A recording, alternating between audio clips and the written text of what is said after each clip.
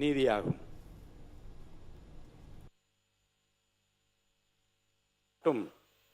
தேர்ந்து செய்வதே முறை. குற்றம் இன்னதென்று ஆராய்ந்து வெறுப்பு இல்லாமல் நடுநிலைமை தவறாமல் வழங்கப்படுவதே நீதியாகும்.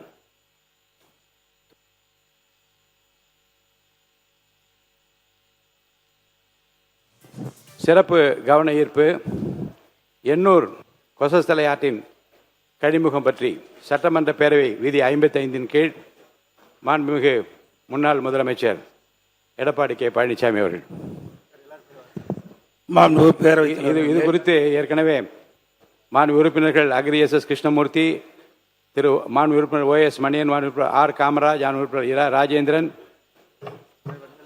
மாண்பு உறுப்பினர் முனைவர் திருமதி சௌமியா அன்புமணி, மாண்பு உறுப்பினர் முனைவர் ஆ கணேஷ்குமார், மாண்பு உறுப்பினர் ச சிவகுமார், மாண்பு உறுப்பினர் க வைத்திலிங்கம், மாண்பு உறுப்பினர் முனைவர் திருமதி தாரகை கத்பட், மாண்பு உறுப்பினர் மு தமிமுன் அன்சாரி ஆகியோரும் கொடுத்துள்ளார்கள். கட்சிக்கு ஒருவர் என்ற விதத்தில் தங்களது கருத்துக்களை சுருக்கமாக கூறி அரசின் கவனத்தை ஈர்க்கலாம். மாண்பு பேரவைத் தலைவர்களே, கொசத்தலையாறும் பக்கிங்காம் கால்வாய் இரண்டும் கடலில் கலக்கும் எண்ணூர் முகத்துவார பகுதியில் கொத்தாக மீன்கள் செத்து மிதந்தது. இப்பகுதியில் உள்ள நெட்டுக்குப்பம், தாளக்குப்பம், எண்ணூர் குப்பம், காட்டுக்குப்பம் உள்ளிட்ட கிராமத்தைச் சேர்ந்த மீனவர்கள் கட்டுமரங்கள் மற்றும் ஃபைபர் படகில் மீன்பிடி தொழில் செய்து வருகின்றனர். லட்சக்கணக்கான மீன்கள் இக்கடற்பகுதியில் செத்து மிதப்பதால் இப்பகுதியில் வசித்து வரும் மீனவர்களின் வாழ்வாதாரம் கடுமையாக பாதிக்கப்பட்டுள்ளது. மேலும் இப்பகுதியில் உள்ள தொழிற்சாலை கழிவுகள் கொசத்தலை ஆற்றில் கலப்பதால் நீர் அடிக்கடி மஞ்சள் நிறமாக மாறுவதாகவும் மீனவர்கள் கூறப்படுகிறார்கள். இது குறித்து மாசு கட்டுப்பாட்டு வாரியத்தின் அதிகாரிகள் முறையாக ஆய்வு மேற்கொள்ள வேண்டும் என்று மீனவர்கள் தெரிவிக்கின்றனர். முகத்தோரா பகுதியில் ரசாயன கழிவு கலக்கப்படுவது என பசுமை தீர்ப்பு ஆய்வு எச்சரித்துள்ள நிலையிலும் கழிவுகள் ஆற்றில் கலப்பதாக புகார் அளித்துள்ளது. இதனால் மீனவருடைய வாழ்வாதாரம் கடுமையாக பாதிக்கப்பட்டுள்ளதாக இப்பகுதி மீனவர்கள் ஆர்ப்பாட்டத்தில் ஈடுபட்டு வருகிறார்கள். எனவே அரசு உடனடியாக தலையிட்டு மீனவருடைய வாழ்வாதாரத்தை பாதுகாக்க தக்க நடவடிக்கை எடுக்க வேண்டும் என்று அரசுடைய கவனத்தை ஈர்க்கின்றேன். மாண்பு உறுப்பினர் முனைவர் கணேஷ்குமார் அவர்கள். மாண்புமிகு பேரவைத் தலைவர் அவர்களே, தமிழ்நாட்டில் அதுவும் சென்னைக்கென்று இருக்கக்கூடிய நதிகளில் முக்கியமான ஒரு நதியாக திகழ்ந்து கொண்டிருப்பது கொசஸ்தலை ஆறு. இந்த கொசஸ்தலை ஆற்றின் பல்வேறு நிறுவனங்கள், அதாவது இன்னும் சொல்லணும்னு சொன்னால் வட சென்னையை பொறுத்தவரை அனல் மின் நிலையங்களும் ரசாயன இண்டஸ்ட்ரீஸும் அதிகமாக இருக்கின்ற காரணத்தினால அவற்றிலிருந்து வரப்படுகின்ற கழிவுகள் தொடர்ச்சியாக அந்த கொசஸ்தலை ஆற்றில் கலக்கப்படுவதனால் மீன்கள் செத்து மிதப்பது என்பது இது என்றோ முதல் முறை அல்ல, பல முறை இது போன்று நடந்து கொண்டிருக்கிறது. இதிலும் குறிப்பாக சொல்ல வேண்டும் என்று சொன்னால் பல நடவடிக்கைகள் இதற்கு முன்னால் எடுக்கப்பட்டு வருகிறது. அதிலும் கடந்த ஆட்சி காலங்களில் பார்த்தீங்கன்னா ஏசியன் டெவலப்மெண்ட் ஸ்கீம், ஆசிய வங்கிகளிலிருந்து நிதி பெற்று அங்கே இருக்கக்கூடிய இது போன்ற விஷயங்களை தடுப்பதற்கான நடவடிக்கைகள் எல்லாம் மேற்கொள்ளப்பட்டு வருகிறது.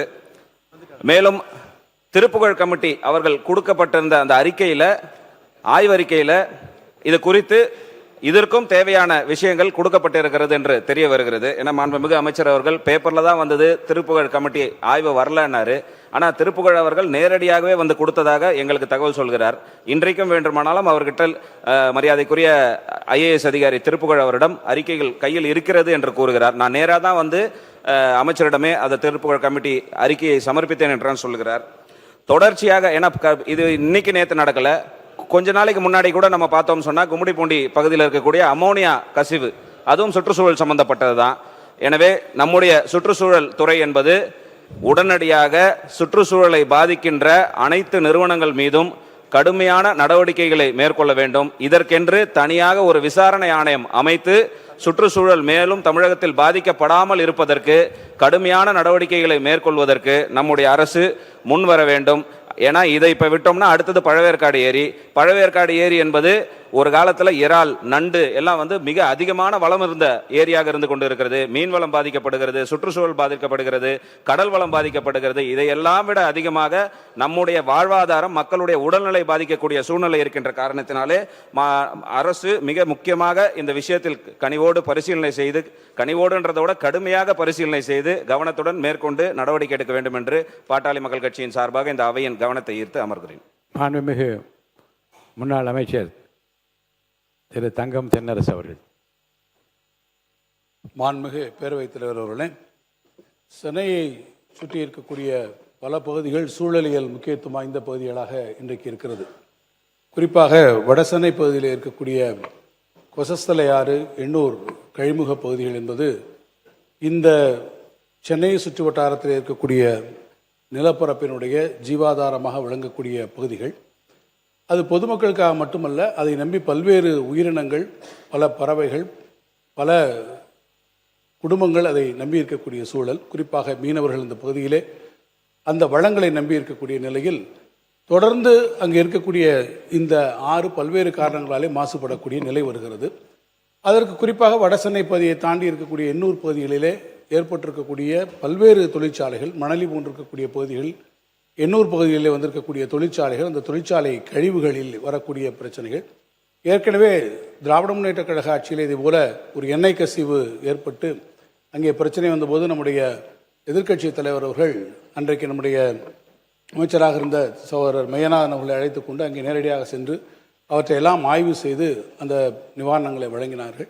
இது ஒரு தொடர்கதையாகவே அந்த பகுதியிலே இருக்கிறது.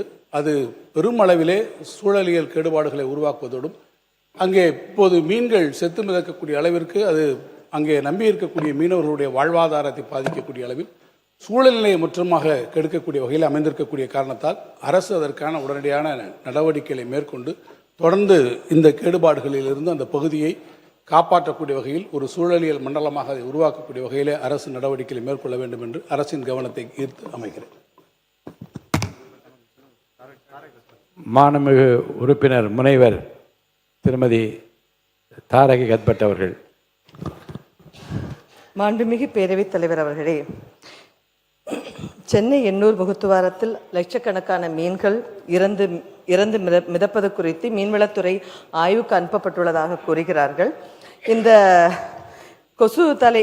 கொசுஸ்தலை ஆற்றை நம்பி நெடுக்குப்பம், தாழங்குப்பம், முகத்துவார குப்பம், எண்ணூர் குப்பம், சிவன்படை குப்பம் உட்பட்ட கிராமங்கள் இருந்து வருகின்றன.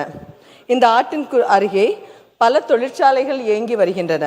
இது குறித்து பாதிக்கப்பட்ட மீனவர்களின் கவலையை கருத்தில் கொண்டு ஆற்றின் தொழிற்சாலை கழிவுகளை கொட்டும் தொழிற்சாலைகள் மீது கடுமையான நடவடிக்கை அரசு எடுக்க வேண்டும் என்றும், இனிவரும் காலங்களில் இதுபோன்று நடைபெறாமல் இருக்க மாசு கட்டுப்பாட்டு வாரியம் மற்றும் மீன்வளத்துறை இணைந்து ஆற்றின் அருகே உள்ள தொழிற்சாலை கழிவுகளை கண்காணித்து மீனவர்கள் மற்றும் சுற்றுச்சூழல் பாதிக்காத வகையில் ஒரு கண்காணிப்பு குழுவை ஏற்படுத்த வேண்டும் என்று அரசின் கவனத்தை ஈர்த்து கொள்கிறேன்.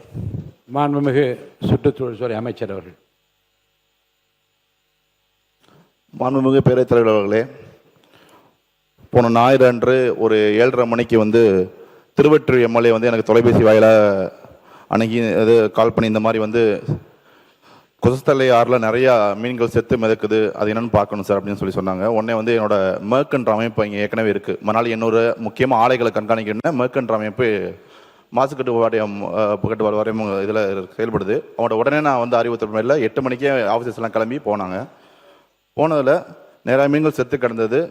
அதில் முக்கியமாக 5 பகுதியில் அவங்க ஆய்வு பண்ணாங்க. முக்கியமாக ரயில்வே பிரிட்ஜ், அதாவது பக்கிங்ஹாம் கெனாலோட ரயில்வே பிரிட்ஜ் கிட்ட, அப்புறம் பக்கிங்ஹாம் கெனாலும் கொஸ்தலை ஆறும் சேரக்கூடிய இடத்துல, எண்ணூர் முகத்துவாரத்தில், அப்புறம் கொஸ்தலை ஆறு நியர் காட்டுப்பாக்கம் அதுக்கிட்ட, அப்புறம் என்சிடிபிஎஸ் கூலிங் வாட்டர் ரிசார்ஜ் பாயிண்ட் அந்த இடத்துல ஆய்வு பண்ணாங்க. அதில் அவங்க கண்டறிஞ்சது என்னன்னா, 2 இடங்களில் முக்கியமாக மீன் செத்து கிடந்த இடத்துலையும் ரயில்வே பிரிட்ஜ் கெனால்லையும் பக்கிங்ஹாம் கெனால்லையும் 2 இடத்துல டிசால்ட் ஆக்சிஜன் கம்மியாக இருந்தது. மெயினாக இந்த மீன்கள் செத்து மிதப்பதுக்கு மெயின் காரணம் பார்த்தீங்கன்னா டிசால்ட் ஆக்சிஜன். அது 4 மில்லிகிராம் பெர் லிட்டருக்கு மேலே இருக்கணும். ஆனால் அந்த 2 இடங்கள்லையுமே 2 இருந்தது. முக்கியமாக நிறைய நீங்கள் அதை பற்றி தெரிஞ்சவங்க நிறைய பேர் இருக்கீங்க. அதாவது இதுக்கு சில காரணங்கள் இருந்தாலும் அந்த மெயினாக அந்த டிசால்வேஷன் கம்மியாகிறதுக்கு மனித கழிவுகள் கலப்பதற்கும் சில காரணங்கள் இருக்குது, கழிவுநீர் கலக்கிறதுக்கும் காரணம் இருக்குது. அப்போ வந்து நம்ம வந்து சுற்றி உள்ள ஃபேக்ட்ரியில் வந்து கழிவுநீர் ஏதாவது வந்திருக்கா, டாக்ஸிக் கேஸ் ஏதாவது கலந்துருக்கா அப்படின்னு கண்டறியும் போது அந்த மாதிரி எதுவுமே இல்லை, எண்ணெய் படலங்கள் எதுவுமே இல்லை. ஏன்னா முன்னாடியே எண்ணூரில் வந்து எண்ணெய் கொட்டி அதெல்லாம் நிறைய கிளியர் பண்ணியிருக்காங்க மாசு கட்டுப்பாடு சார்பாக. அப்படி பார்க்கும்போது எதுவுமே அந்த மாதிரி நடக்கலை. அப்போ வந்து நிறையா விஷயத்தில் நம்ம வந்து ஹேண்ட் மீட்டரை வச்சு நிறைய இடத்துங்களில் வந்து ஆய்வு பண்ணோம். ஆய்வு பண்ணும்போது டெம்பரேச்சருமே நார்மலாக தண்ணிகள் இருந்து உடனே அந்த இறந்த மீன்களை நம்ம ஆய்வுக்காக ஃபிஷரிஸ் டிபார்ட்மெண்ட்டில் ஒரு இன்ஸ்டியூட்டில் சென்னையில் எல்லாமே ஆய்வுக்காக அனுப்பப்பட்டது. அவங்க ஃபிஷரிஸ் டிபார்ட்மெண்ட் வந்துட்டாங்க. அதில் வந்து பார்த்திங்கன்னா 2150 கிலோ மீன்கள் வந்து இறந்துருந்தது. அதை உடனே சென்னை கார்பரேஷனோட ஒத்துழைப்போடு சேர்ந்து எல்லாத்தையும் அப்புறப்படுத்தியாச்சு மாசு ஏற்படாத வகையில். அதே மாதிரி பார்த்திங்கன்னா இது மேக்ஸிமம் நம்ம கழிவுநீர்னால தான் கலந்துருக்குன்றதை நம்ம இப்போதைக்கு ஆய்வு பண்ணியிருக்கோம். இருந்தாலும் நம்ம டெஸ்டிங்காக இந்த வாட்டர் எல்லாத்தையுமே அனுப்பியிருக்கோம். இந்த மீன்களோட டெஸ்ட் ரிப்போர்ட்டுக்காகவும் வெயிட் பண்ணுறோம். இதில் வந்து 18/8/2026 அன்னைக்கு நம்ம தமிழ்நாடு அரசு சார்பாக ஒரு ஜாயின்ட் கமிட்டி, அதாவது இது முழுமையாக விசாரிக்கின்றக்காக ஒரு கமிட்டி போட்டிருக்கோம். அதில் வந்து ஜாய்ஸ் ஆலிவ் ரேச்சல்ன்ற ஜாயின்ட் டைரக்டர், ஃபிஷரிஸ் டிபார்ட்மெண்ட்டோட ஜாயின்ட் டைரக்டர், அப்புறம் doctor Aruna, doctor MGR fisheries காலேஜோட ப்ரொஃபஸர், அப்புறம் எங்கள் மாசு கட்டுப்பாட்டு டிஎன்பிசிபி சார்பாக மணிமேகலைன்ற ஜேசி மேம், அப்புறம் வந்து விஜயலட்சுமின்ற இன்ஸ்பெக்டர் ஆஃப் ஃபிஷரிஸ், இவங்க 4 பேரையும் சொல்லிட்டு ஒரு குழு அமைச்சிருக்கோம். இவங்க 10 நாளுக்குள்ள டீட்டெயிலாக இதை பற்றி ரிப்போர்ட் சமர்ப்பிக்க நம்ம வந்து நம்ம மாண்புமிகு முதலமைச்சரோட அறிவுறுத்தலின்படி நம்ம வந்து சொல்லியிருக்கோம். இனிமேல் இந்த மாதிரி நடக்காததுக்கு நம்ம எல்லா ஸ்டெப்பும் எடுத்துக்கிட்டு இருக்கோம். இந்த ரிப்போர்ட்ஸ் வந்த பிறகு நான் வந்து முழுமையாக அதை பற்றி நான் அந்த சபையில் விவரிக்கிறேன். நன்றி. மாண்பு உறுப்பினர் கணேஷ்குமார், முனைவர் கணேஷ்குமார். மாண்புமிகு பேரவைத் தலைவர் அவர்களே, மாண்புமிகு அமைச்சர் கொடுத்த பதிலுக்கு நன்றியை தெரிவித்துக் கொண்டு, ஏன்னா குழு அமைக்கப்படும் என்று சொல்லியிருக்கிறார்கள், அதுதான் நாங்களும் கேட்டோம். குழு அமைக்கப்பட்டு இருக்கிறது என்று சொல்லியிருக்கிறார்கள். அதே நேரத்தில் குழு அமைச்சு விசாரணை மேற்கொள்வதற்கு முன்னாடவே இது போன்ற ரசாயன கழிவுகள் எதுவும் கலக்கப்படவில்லை என்று அமைச்சர் கூறியிருக்கிறார். அதை மட்டும் அவர் கனிவோடு பரிசீலனை செய்ய வேண்டும். ஏன்னா எல்லாருக்குமே தெரியும், ஒரு நீரில் ஆக்சிஜன் அளவு குறைகிறது என்று சொன்னால், அதோடைய தன்மை மாறுகிறது என்று சொன்னால், ஏதோ ஒரு ரசாயன கழிவுகள் கலப்பதன் மூலியமாக தான் அந்த நீரினுடைய தன்மை மாறும். முடிச்சிடறேன் சார், முடிச்சிட்ட உடனே நீங்க தன்மை மாறக்கூடும். அப்படி எதுவும் கலக்காம எது விஷயமும் நடக்கல அப்படின்னு சொல்லக்கூடியது என்பது அந்த நிறுவனங்களை வந்து இன்னும் வந்து அவங்களை ஊக்குவிக்கக்கூடிய ஸ்டைலாக மாறிவிடும். அந்த நிறுவனங்கள் மீது விசாரணையின் அறிக்கையில் இறுதியில் அந்த நிறுவனங்களிலிருந்து கழிவுகள் கலக்கப்பட்டு இருந்தால் அந்த நிறுவனங்களிலிருந்து தண்டம் வசூலி செய்து அதை அகற்றுகின்ற பணிகளுக்கும் சரி, அதனால் பாதிக்கப்பட்ட மக்களுக்கும் சரி நிவாரணம் வழங்குவதற்கு அரசு முன்வர வேண்டும். ஏன்னா கடந்த காலத்தில் எண்ணெய் பற்றி சொன்னோம். எண்ணெயெல்லாம் நம்ம வாளியில தான் எடுத்து வெளியில் ஊற்றிக்கிட்டு இருந்தோம். கடந்த காலங்களில் நம்ம பார்த்தோம், அந்த எண்ணெய் கசிவுகள்லாம் பண்ணும்பொழுது அதற்கெல்லாம் டெக்னாலஜி வேணும்னா எந்த நிறுவனத்திலிருந்து எண்ணெய் கலந்ததோ அந்த நிறுவனம் அதை அகற்றி தர வேண்டும். அப்படி அந்த நிறுவனங்களுக்கு கடுமையான தண்டங்களை விதித்தால்தான் இது போன்ற நிகழ்வுகள் மறுபடியும் நடக்காம தடுக்க முடியும் என்று சொல்லி, மீண்டும் அந்த விசாரணை குழு அறிக்கை வருவதற்கு முன்பு அந்த எண்ணெய் சுத்திகரிப்பு நிலையங்களோ கெமிக்கல் ஃபேக்டரியிலிருந்து வரலை என்ற முடிவுக்கு வர வேண்டாம் என்று கேட்டு அமர்கிறேன். மாண்புமிகு சுற்றுச்சூழல் மற்றும் காலநிலை மாற்றத்துறை அமைச்சர் அவர்கள். மாண்புமிகு பேரவைத் தலைவர்களே, உங்களுக்கு தெரியும், மாசு கட்டுப்பாட்டு வாரியத்தில் நிறைய டெக்னிக்கல் டீம் இருக்காங்க. அவங்களுக்கு நிறையா அந்த ஹேண்ட் மீட்டரை வச்சு சில விஷயங்களை பேராமீட்டர்ஸ் நம்ம ஒரு பேராமீட்டரில் 5 பேராமீட்டர் அளந்திருக்கோம். அதில் தான் நம்ம வந்து மேக்ஸிமம் வந்து இந்த சிவேஜ் சிஸ்டம்னால தான் அப்படின்றத நம்ம கன்ஃபார்ம் பண்ணியிருக்கோம்.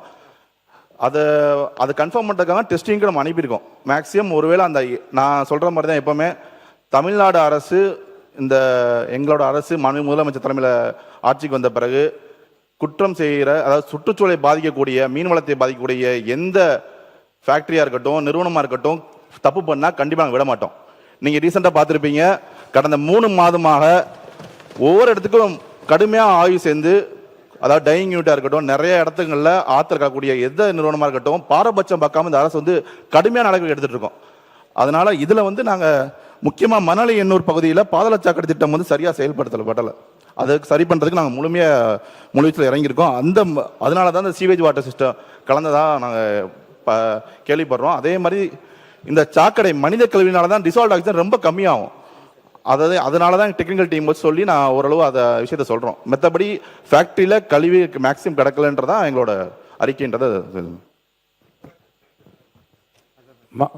மாண்புமிகு உறுப்பினர்கள் விதி 55 கீழ் அளித்துள்ள முன் அறிவிப்பு சிலவற்றை நான் தகவல் குரலாக இப்போது எடுத்துக்கொள்கிறேன். மாண்பு உறுப்பினர் சி வி சண்முகம் அவர்கள்.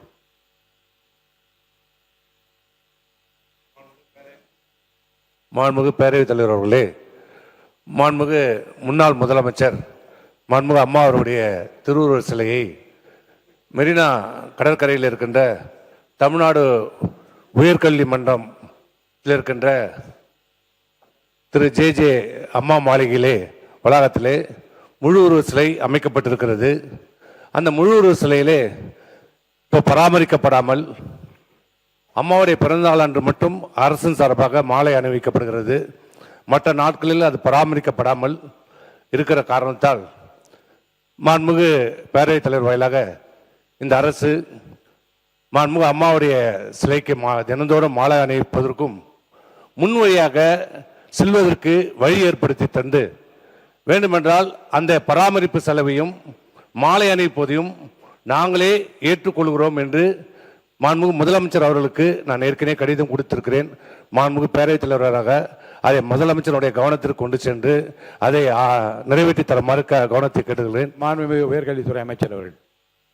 மாண்புமிகு பேரவைத் தலைவர் அவர்களே, மாண்புமிகு முன்னாள் அமைச்சர் விடுத்த கோரிக்கை என்பது மிகவும் முக்கியமானது. எங்கள் அரசு முன்னாள் முதலமைச்சர் மாண்புமிகு மேடம் ஜெயலலிதா அவர்களுக்கு என்றும் உரிய முக்கியத்துவத்தை இழந்து விடாது என்பதை இந்த நேரத்திலே நான் தெரிவித்துக் கொள்கிறேன். முன்னாள் அமைச்சர் அண்ணன் KP அன்பழகன் அவர்கள் உயர்கல்வித்துறை அமைச்சராக இருந்த பொழுது 2021 லேடி வெலிங்டன் கல்லூரிக்கு அருகாமையிலே சென்னை கடற்கரை சாலையில் உள்ள லேடி வெலிங்டன் கல்லூரி வளாகத்தில் 9 அடி முழு உருவ மாண்புமிகு முன்னாள் முதலமைச்சர் ஜெயலலிதா அம்மையாரின் திருவுருவச் சிலை நிறுவப்பட்டது. மாண்புமிகு முன்னாள் முதலமைச்சர் ஜெயலலிதா அம்மையார் அவர்களின் திருவுருவச் சிலை சென்னை லேடி வெலிங்டன் கல்லூரி வளாகத்தில் சுமார் 60 லட்சம் ரூபாய் செலவில் நிறுவப்பட்டு பராமரிக்கப்பட்டு வருகிறது. இச்சிலை மாண்புமிகு முன்னாள் முதலமைச்சர் திரு பழனிசாமி எடப்பாடி பழனிசாமி அவர்களால் 28/1/2021 திறந்து வைக்கப்பட்டது. இச்சிலை செய்தி மக்கள் தொடர்புத்துறை இயக்குனர் அவர்களால் பராமரிக்கப்பட்டு ஆணையிடப்பட்டு 2022 பிப்ரவரி மாதம் முதல் பராமரிக்கப்பட்டு வருகிறது. மாண்புமிகு முதலமைச்சர் அவர்களினுடைய ஜெயலலிதா அவர்களின் பிறந்த நாள் மற்றும் நினைவு நாட்கள் அன்று செய்தி மக்கள் தொடர்புத்துறையால் மலர் அலங்காரம் செய்யப்பட்டு வருகிறது என்பதையும், மாண்புமிகு முன்னாள் முதலமைச்சர் அவர்களினுடைய திருவுருவச் சிலை முறையாக பராமரிக்கப்பட்டு வருகிறது என்பதையும் இந்த மாமன்றத்தில் மாண்புமிகு உறுப்பினர் அவர்களுக்கு பணிவோடு தெரிவித்துக் கொள்கிறேன். மாண்பு உறுப்பினர் CV சண்முகம். மாண்புமிகு பேரவைத் தலைவர்களே, மாண்புமிகு அமைச்சர்களுடைய பதிலுக்கு நன்றி. அது லேடி வெலிங்டன் வளாகம் இல்லை, தற்போது அது திருமதி மாண்புமிகு அம்மா ஜெயலலிதா வளாகமாக அரசாணை வெளியிடப்பட்டு மாற்றப்பட்டு அங்கு போர்டு வைக்கப்பட்டிருக்கிறது என்பதை தங்களுடைய கவனத்துக்கு சொல்கிறேன். அதே போன்று மாண்புமிகு அம்மாவுடைய ஆட்சியிலே விழுப்புரம் நகரம், விழுப்புரம் மாவட்டம், கள்ளக்குறிச்சி மாவட்டம் மிகவும் பின்தங்கிய மாவட்டம், அதிலும் கல்வியிலே மிகவும் பின்தங்கிய மாவட்டம், மிகவும் பிற்படுத்தப்பட்ட தாழ்த்தப்பட்ட மக்கள் அதிகம் வசிக்கின்ற மாவட்டம், கல்வியிலே இந்த தமிழ்நாட்டிலே மிகவும் பின்தங்கிய ஒரு மாவட்டம் விழுப்புரம் கள்ளக்குறிச்சி மாவட்டம். அந்த பின்தங்கிய மக்களை கல்வியிலே உயர வேண்டும், உயர்கல்வி படிக்க வேண்டும் என்பதற்காக மாண்புமிகு அம்மாவுடைய ஆட்சியிலே கடந்த காலத்திலே முதலமைச்சர் அவர்கள் மாண்புமிகு அம்மாவுடைய பெயரிலே ஜெயலலிதா பல்கலைக்கழகம் என்று தொடங்கப்பட்டது. அந்த பல்கலைக்கழகத்தை பல்வேறு காரணங்களால் அது மூடப்பட்டிருக்கிறது. மாண்புமிகு இன்றைக்கு அமைந்திருக்கிற இந்த வெற்றி அரசு மாண்புமிகு அம்மாவுடைய பெயரிலே தொடங்கப்பட்ட அந்த பல்கலைக்கழகத்தை மீண்டும் அந்த ஏழை எளிய பிற்படுத்தப்பட்ட மிகவும் பிற்படுத்தப்பட்ட தாழ்த்தப்பட்ட மக்களுடைய உயர்கல்வி பயிலுவதற்கு வசதியாக அந்த பல்கலைக்கழகத்தை மீண்டும் தொடங்கப்படுமா என்பதை நான் தங்கள் வாயிலாக கேட்டுக்கொள்கிறேன். மாண்பு உறுப்பினர் 55 விதியின் கீழ் உறுப்பினர் கொடுத்திருக்கிற அந்த விதிப்படி கொடுத்திருக்கிற முன்னறிவிப்பிலே சிலவற்றிற்கு உடனடியாக மாண்பு அமைச்சர் பெருமாள் பதில் சொல்ல தயாராக இருக்கிறார் என்று கேட்டு அவர் பதில் சொல்ல தயாராக இருந்தால் தகவல் கூறும் என்கின்ற அடிப்படையில் எடுத்துக்கொண்டிருக்கிறேன். யார் யார் அறிவிப்பு கொடுத்திருக்கின்ற அவர்கள் மட்டும்தான் இதில் பேச முடியும். அடுத்தடுத்து கவன ஈர்ப்பு தீர்மானங்களை தகவல் கோருதலோ அல்லது கவன ஈர்ப்பு தீர்மானமாகவோ சிறப்பு கவன ஈர்ப்பு தீர்மானம் எடுத்துக்கொள்கிற போது மற்றவர்கள் பேசலாம். இப்போது மாண்பு உயர்கல்வி அமைச்சர் ஏதாவது பேசுகிறீங்களா? இல்லையே. மாண்பு உயர்கல்வித்துறை அமைச்சர் அவர்கள். மாண்புமிகு சுற்றுலா துறை அமைச்சரிடம் ஒரு வினாவை மாண்புமிகு பேரவை துணைத் தலைவர் மாண்பு உறுப்பினர் ரவிசங்கர் அவர்கள் கோரியிருக்கிறார். தகவல் அறிவதற்காக மாண்புமிகு துணைத் தலைவர் ரவிசங்கர். மாண்புமிகு பேரவைத் தலைவர் அவர்களே, துறையூர் சட்டமன்ற தொகுதியில் ஏற்கனவே சுற்றுலா தலமாக அறிவிக்கப்பட்ட புளியஞ்சோலை என்கின்ற அந்த சுற்றுலா தலமானது எந்த ஒரு அடிப்படை வசதிகள் கூட இதுவரை நிறைவேற்றப்படாத வகையில்தான் உள்ளது. காவல் நிலையம் கிடையாது, மருத்துவமனைகள் கிடையாது, பெண்கள் உடை மாற்றும் இடம் கிடையாது, அதிக விபத்துகள் நடக்கின்ற இடமும் அதுவாகத்தான் இருக்கின்றது. துறையூர் பஸ் ஸ்டாண்டிலிருந்து புளியஞ்சோலைக்கு செல்லும் வழி மிக மிக மிக கூறுகளாக இருக்கின்றது. அபாயகரமான வளைவுகள் 3 இடங்களிலே குறுக்கிடுகிறது. அதை போல துறையூர் சட்டமன்ற தொகுதியில் உள்ள சின்ன ஏரி கிட்டத்தட்ட 20 ஆண்டுகள் ஆகிறது. அது தூர்வாரப்பட்டு அதனுடைய நிலை எனக்கு மாண்புமிகு அமைச்சர் விளக்கி கூறினால் நன்றாக இருக்கும். 2 தான்.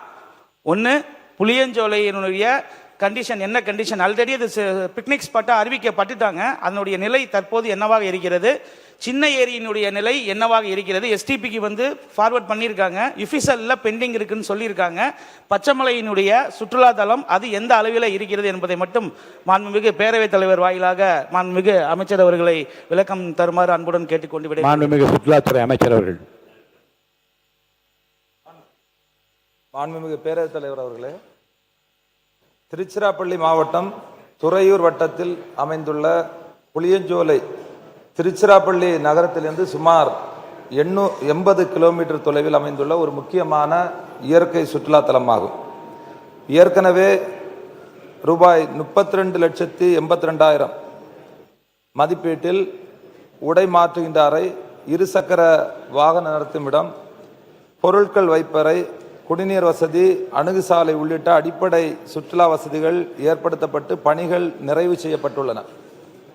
தற்போது ரூபாய் 73 லட்சம் மதிப்பீட்டில் கழிப்பறை, அமரும் இருக்கைகள், சிறுவர்களுக்கான விளையாட்டு உபகரணங்கள், சாலை வசதி, போர்வெல், சுற்றுலா வழிகாட்டி பலகைகள் மற்றும் மின்விளக்கு வசதிகள் உள்ளிட்ட பல்வேறு சுற்றுலா மேம்பாட்டு பணிகள் நடைபெற்று வருகின்றன. இப்பணிகளில் சுமார் 90 விழுக்காடு நிறைவடைந்துள்ளது. மீதமுள்ள பணிகளும் விரைவில் முடிக்கப்பட்டு பொதுமக்கள் பயன்பாட்டிற்கு கொண்டு வரப்படும். இன்னும் மதிப்பிற்குரிய நம்முடைய துணை மாண்பு பேரவைத் தலைவர் அவர்கள் அங்கே 24 மணிக்கூறும் ஒரு காவல் நிலையம் வேணும்னு கேட்டிருக்காங்க. அதே மாதிரி அங்கே சுகாதார வளாகம் அப்படி அதையும் அடிஷ்னலாக கேட்டிருக்காங்க. ஆனால் எங்கள் சுற்றுலாத்துறை மூலம் இப்போ இது இன்னொரு டிபார்ட்மெண்ட், இன்னொரு துறை சார்ந்த விஷயம். அதனால் அந்த துறையினுடைய அமைச்சர்கள் மதிப்பிற்குரிய நம்முடைய மாண்புமிகு மக்கள் நல்வாழ்வுத்துறை அமைச்சர்கிட்ட கலந்து பேசி, அதே மாதிரி இன்னும் மாண்புமிகு முதல்வர் அவர்களுடைய கவனத்தை, ஏன்னா போலீஸ் ஸ்டேஷனை பொறுத்தவரைக்கும் முதல்வர் அவருடைய கண்ட்ரோலில் இருக்குது.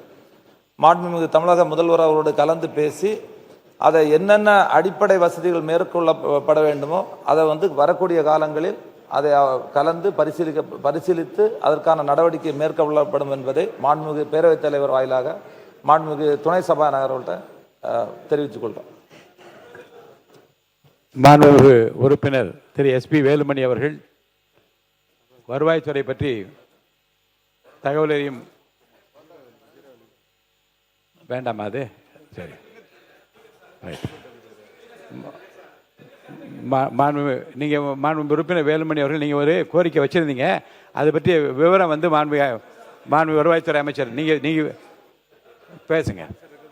மாண்புமிகு பேரவைத் தலைவர்களே, நான் வைத்த கோரிக்கை ஜீரோ வேல்யூ அந்த பட்டா பற்றி விளக்கமாக அமைச்சர் எனக்கு அந்த தபால் எல்லாமே டீட்டெயில் கொடுத்துட்டார். அதை நான் ஃபுல்லாக படிச்சுட்டேன். அது நடவடிக்கை எடுக்கிறேன்னு சொல்லிட்டாங்க. அது நடவடிக்கை உடனடியாக எடுக்கப்பட வேண்டும். ஏன்னா அங்கே இருக்கக்கூடிய எங்களுடைய தொண்டாமுத்தூர் தொகுதி மட்டுமல்ல, கோவை மாவட்டத்தில் பல இடங்கள்ல அந்த மாதிரி ஜீரோ வேல்யூ பட்டா இருக்குது. அது கடந்த ஆட்சியில் அது அப்படி அந்த மாதிரி ஏற்பட்டிருக்குது. ஆகவே அது தொடர்ந்து இருக்குது. அப்பவே நான் வலியுறுத்தியிருக்கிறேன், கடந்த ஆட்சியில் கூட அதை வலியுறுத்தியிருக்கேன். ஆகவே உடனடியாக அமைச்சரை தலையிட்டு அதை நிவர்த்தி செய்து தருமாறு கேட்டுக்கொள்கிறேன். வருவாய்த்துறை அமைச்சர் அவர்கள். மாண்புமிகு பேரவைத் தலைவர்களே, நேற்றைய தினம் தொண்டாமுத்தூர் பகுதியில் இருக்கிற ஜீரோ வேலி என்று சொல்லப்படுகிற நிலையை அவர்கள் இங்கே மண்டலத்திலே வெளியிட்டார்கள். அதை உடனடியாக நடவடிக்கை மேற்கொள்ளப்பட்டிருக்கிறது என்பதை கடிதம் மூலமாக மாவட்ட ஆட்சித்தலைவருடைய பரிந்துரையோடு உங்களுக்கு வழங்கப்பட்டிருக்கிறது. மற்ற இடங்களும் அதுபோன்ற நிலைகளை மாற்றி அமைப்பதற்கு அரசு நடவடிக்கை மேற்கொள்ளும். மாண்புமிகு உறுப்பினருக்கு ஒரு அறிவிப்பு. நிறைய உறுப்பினர் வந்து இன்றைக்கி வெள்ளிக்கிழமை நீங்கள் கூடிய மட்டும் 2 மணிக்கெல்லாம் சொன்னீங்களா இல்லையா? 2 மணிக்கெல்லாம் நீங்கள் சீக்கிரம் முடிக்க வேண்டும். ஏன்னா அடுத்தடுத்த தொகுதியில் பல்வேறு பணிகள் இருக்கிறது, விழாக்கள் இருக்கிறது, செல்ல வேண்டும் என்று கேட்டிருக்கின்றார்கள். இந்த எல்லா மானிய கோரிக்கைகளிலும் பேசுவதற்கும் பேசுகின்ற மாமன்ற உறுப்பினர்கள் சுருக்கமாக விளக்கமாக உங்கள் கருத்துக்களை சொல்ல வேண்டும் என்று நான் கேட்டுக்கொள்கிறேன். இப்போ மென்ஷன் பண்ணுவதற்கு முக்கியமாக மென்ஷன் பண்ண வேண்டும் விரும்புகளுக்கு சில வாய்ப்புகள் நான் தருகிறேன். என்ன வேண்டுமோ அதை மட்டும் ஒரு வரிகளில் சொல்லுமாறு கேட்டுக்கொள்கிறேன். மாண்புமிகு உறுப்பினர் கே. நேரு அவர்கள். மாண்புமிகு பேரவைத் தலைவர் அவர்களே, நீங்களே எழுதி கொடுத்துருங்க. மதுரை அனுப்பும்பாடியில் பூசாரிக்கும் மற்றவருக்கும் வாகனம் நிறுத்துவது இடத்திலே தகராறு ஏற்பட்டு அதனால் காவல்துறையிலே காவல் நிலையத்தில் அங்கு சென்றபோது காவலர்களால் தாக்கப்பட்டு அது மருத்துவமனையில் அனுமதிக்கப்பட்டு அவர் உயிரிழந்து விடுகிறார். அதை பற்றி நான் உங்களுக்கு கொடுத்திருக்கிறேன். அமைச்சர்கள் பதில் தயாரானவுடன் நான் அதை கேட்டுக்கொள்வேன். இதான் மாண்பு உறுப்பினர் திருமதி லதா அவர்கள்.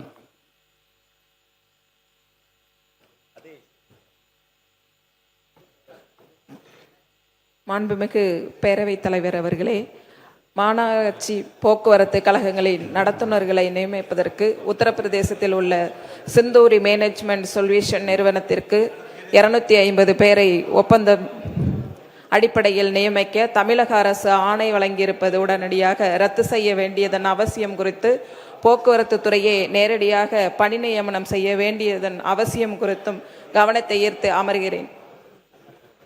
மாண்பு உறுப்பினர் எஸ். கிருஷ்ணமூர்த்தி.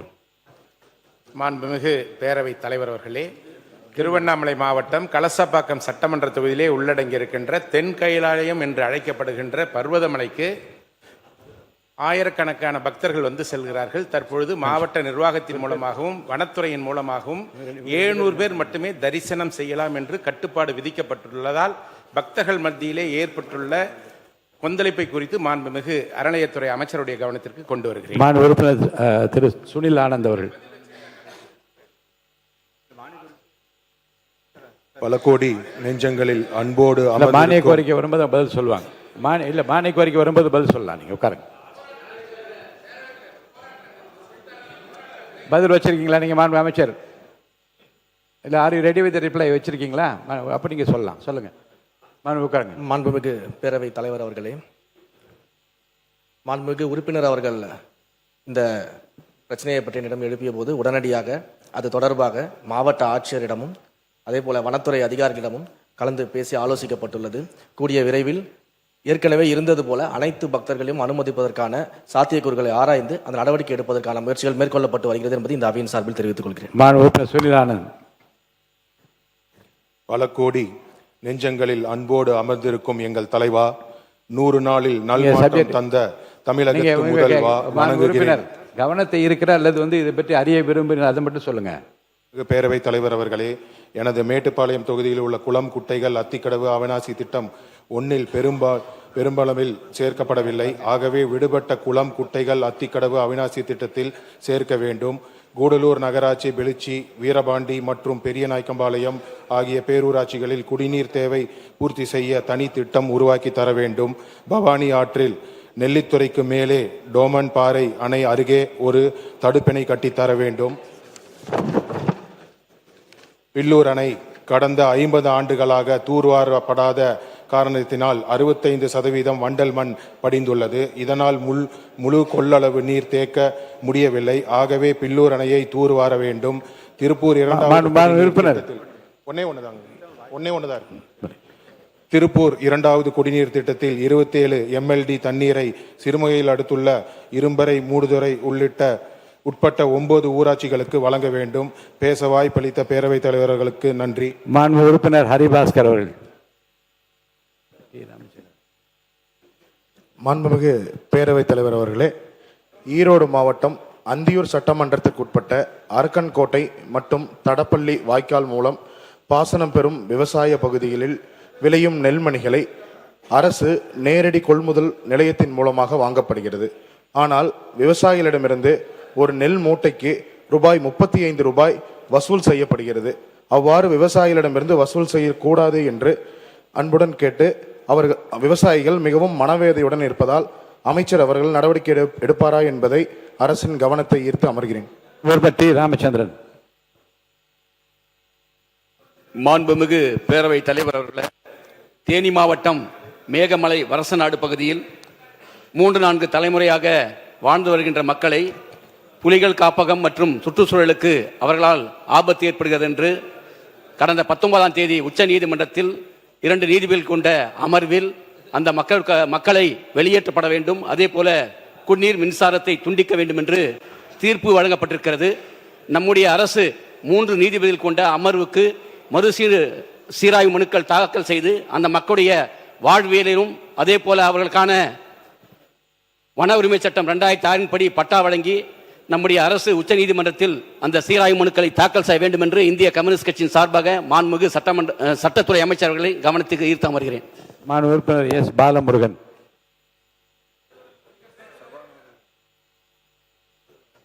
மாண்புமிகு பேரவைத் தலைவர் அவர்களே, திருப்பூரில் மிக முக்கியமான பிரச்சனை குப்பை மேலாண்மை. குப்பை என்பது வெறும் சுகாதார பிரச்சனை அல்ல, அது மக்களின் ஆரோக்கியம், அது சுற்றுச்சூழல்.